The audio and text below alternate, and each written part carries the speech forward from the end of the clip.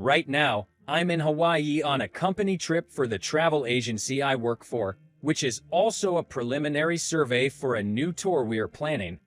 When you think of Hawaii, you think of its clear, beautiful oceans and its unique culture, nightlife, and so on. However, if you venture out to the smaller islands in addition to the main island, it makes for a longer itinerary. The theme of this tour is to cater to tourists who can't spare a lot of time, letting them enjoy sightseeing and fun on the main island, while also experiencing the beautiful beaches of the smaller islands. From the mainland, it's a 90-minute drive across a submerged roadway. The beach we're targeting isn't frequently mentioned in travel guidebooks, but it's a hidden gem known only to those in the know, with its clear waters and sprawling white sand. Next to the beach is a paid parking lot. The nearby facility provides light meals, bathrooms, and showers, ensuring that our tourists won't feel inconvenienced. What do you think? Nice place, isn't it? Mr. Johnson, the division manager, asked us with a confident look. The idea for this tour was Mr. Johnson's proposal. He studied tourism at a prestigious university and, during his time there, acquired a comprehensive travel service manager certification. He's an elite who joined our planning division as if he owned the place. Yay, it's great. Limited number of tourists and the fact that it's feasible as a day trip from the main island is a huge plus. The CEO responded, nodding in satisfaction. At that moment, it felt like Mr. Johnson's further promotion was assured. On the other hand, I started working right after high school, and climbing the corporate ladder seems unlikely for me. I've spent years as a regular employee in the reservations department, working as a receptionist. Younger colleagues rented snorkeling gear to swim, lazily drifted in the sea on floaties, or played beach volleyball. The older employees lounged on the sand, enjoying beers while discussing work, golf, and their nights out at local bars. Hey, David, aren't you going for a swim? Ms. Davis, who also works in reception, asked me. She's the same age as me, but since she graduated from college, she's technically less experienced than I am.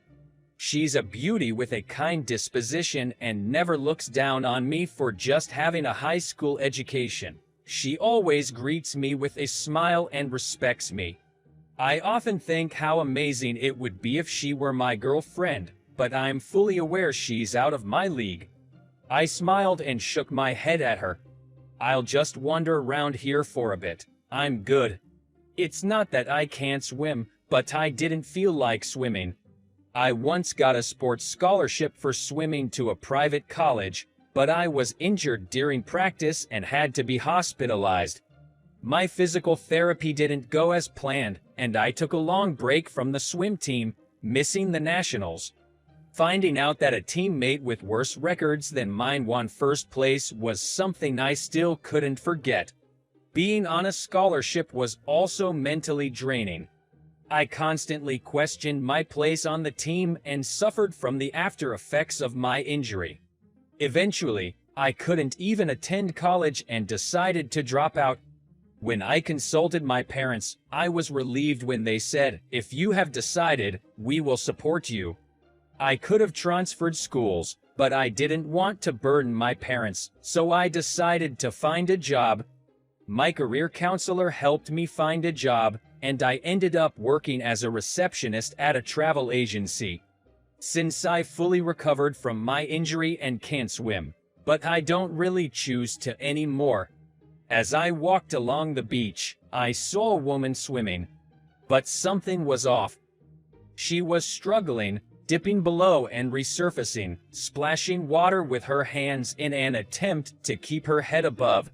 She's drowning, I thought, placing my phone in my pocket and stripping off my shirt as I ran towards the ocean.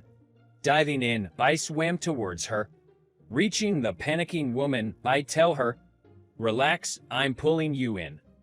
But she panicked, latching onto me, and we both went under, causing me to swallow a mouthful of seawater. "It's okay, calm down." She finally seems to get a hold of herself and allows me to take control. I grabbed her securely from behind and swam powerfully to the shore. I was glad I had obtained a lifesaver certification back in high school. Upon reaching the shore, the woman was on all fours, coughing hard. "Are you all right?" In response to my call, the woman looked up. While I was swimming, I suddenly got a cramp in my leg. I panicked when I swallowed some seawater and thought I was going to die.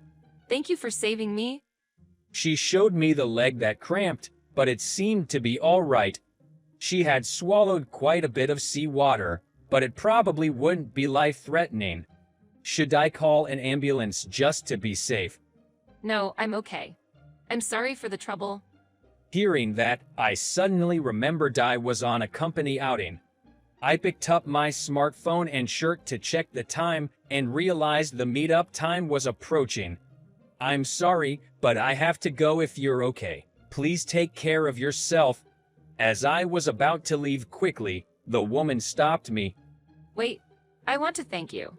Can I have your contact information? "Please, don't worry about it. I'm late for my company outing." Hearing my explanation, the woman just thanked me and said, I understand. At least tell me your name. "It's David, excuse me." I gave her a quick nod and rushed to the parking lot. Hey David. What were you doing? You're 5 minutes late. The moment I got on the tour bus, I heard Mr. Johnson shouting, "I'm very sorry." Bowing my head in apology, Mr. Johnson glared at me. "This is why we can't trust people who only graduated high school. Apologize to everyone." I'm always belittled by Mr. Johnson for just being a high school graduate and looked down upon. He probably finds me an eyesore and a nuisance because he values higher education. I went around and apologized to everyone in the company. "I'm sorry for being late." When I got to Ms. Davis' seat, she looked up. Why were you late? When I told her I was late because I rescued a drowning woman on the beach, Ms. Davis raised her voice. What? If you were late because you saved someone, you shouldn't be blamed. Why didn't you tell us? "Well, being late is still being late." Before I could finish, Ms. Davis told my story loudly to all the employees.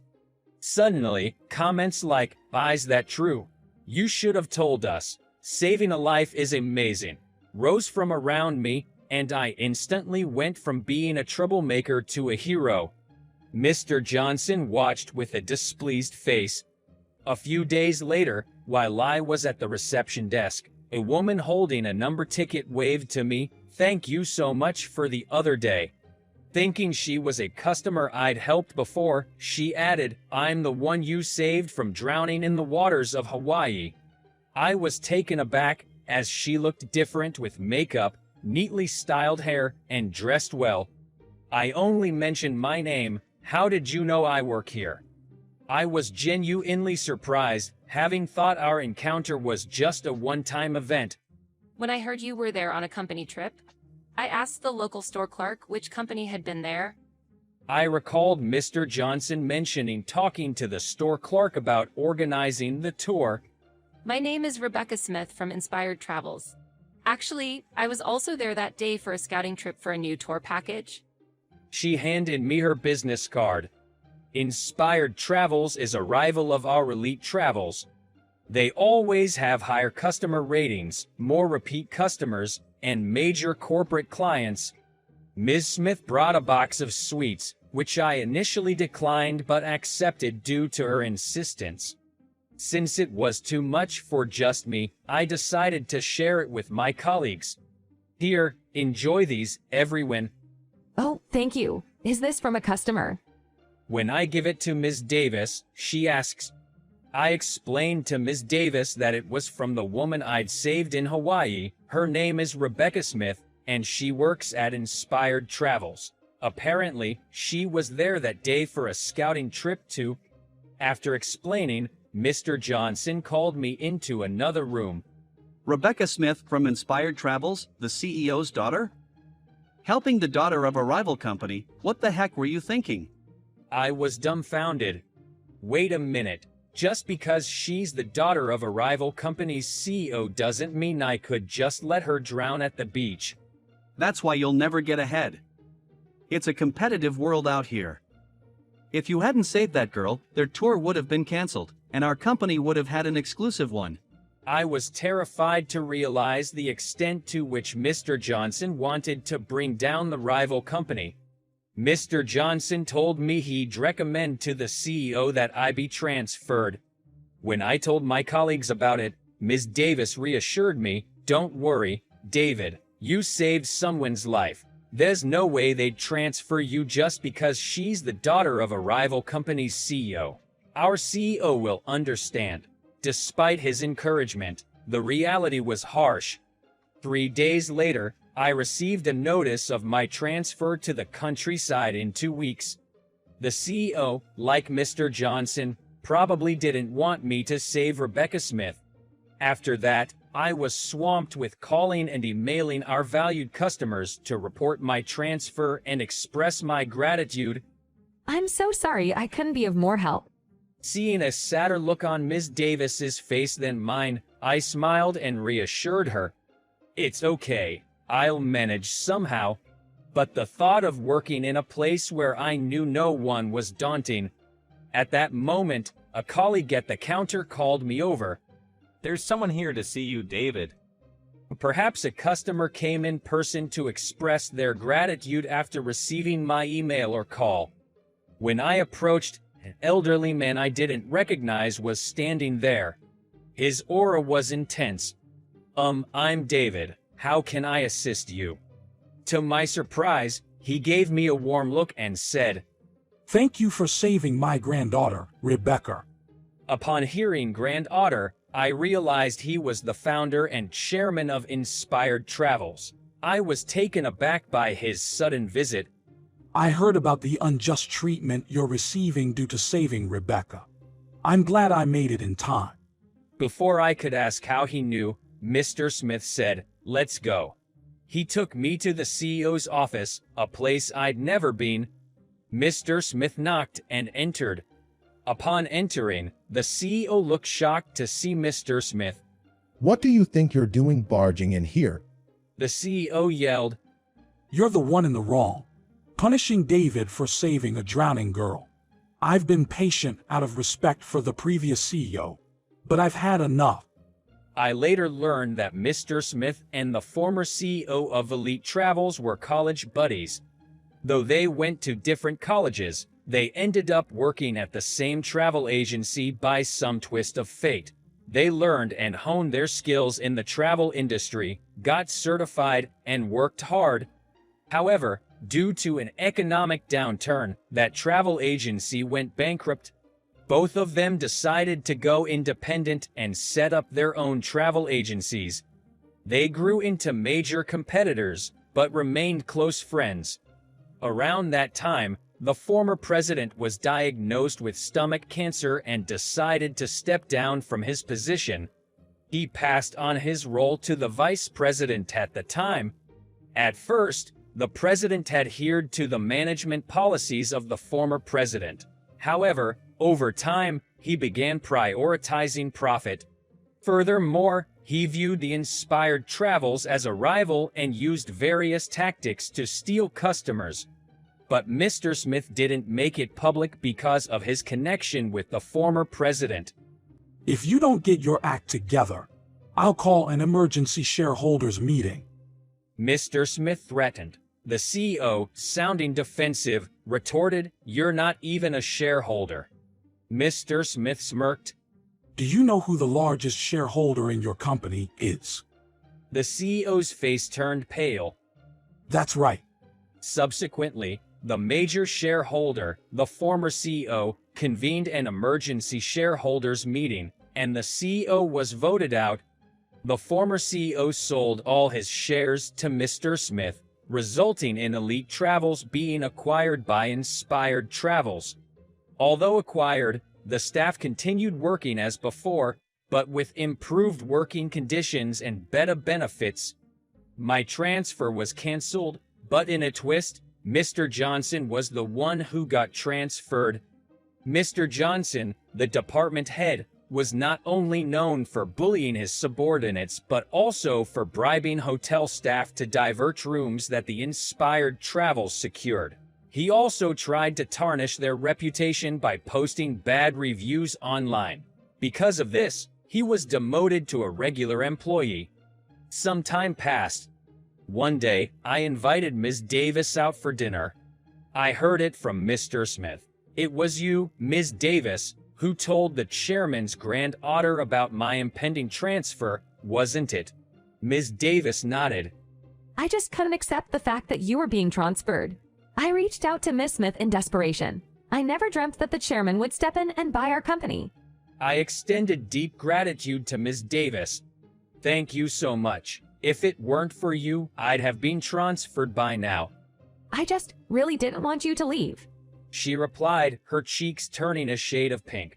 Our eyes met, and we both shared an awkward smile. Mr. Smith seemed to have wanted me to date Rebecca. He was disappointed to hear I already had a girlfriend, but was quickly admonished by her, of course he has a girlfriend. Look how wonderful he is. This left me chuckling. I might have missed out on a chance to marry Rebecca, but I have no regrets about choosing Ms. Davis. When I received the transfer notice, it felt like my world had gone dark, but that wasn't the case.